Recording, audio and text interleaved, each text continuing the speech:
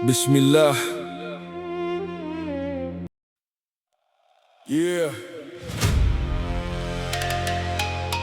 Dari tebuiring cahaya memancar, nama yang harum sepanjang zaman, Hadratus Syaikh Muhammad Hashim Asy'ari, Sang penjaga ilmu, sang penjaga negeri.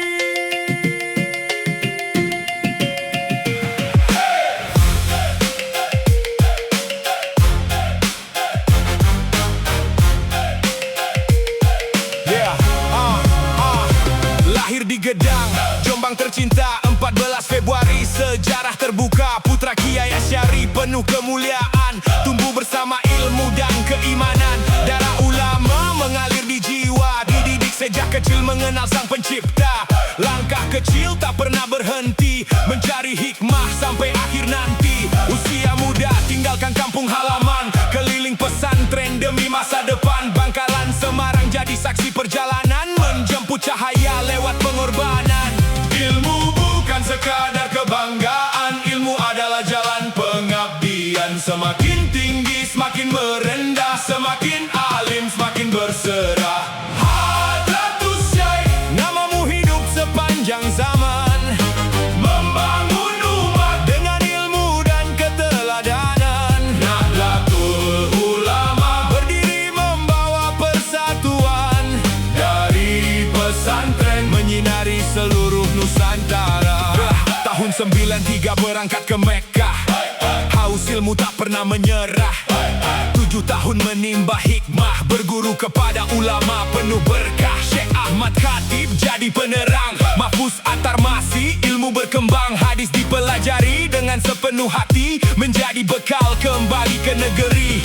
Pulang membawa cahaya ilmu, membangun tebuiring penuh restu. Santri berdatangan dari berbagai arah, belajar adab sebelum melangkah.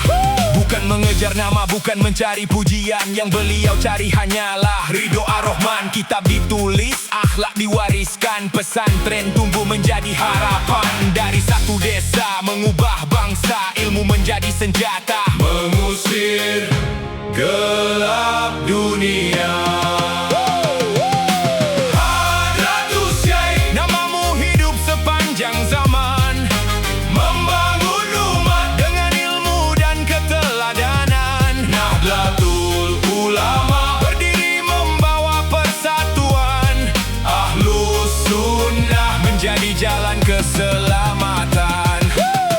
22 Oktober resolusi jihad menggema. Bela agama, bela bangsa, tak gentar menghadapi penjajah. Tak hanya doa, tak hanya kata, Ketika negeri memanggil, beliau berdiri paling depan.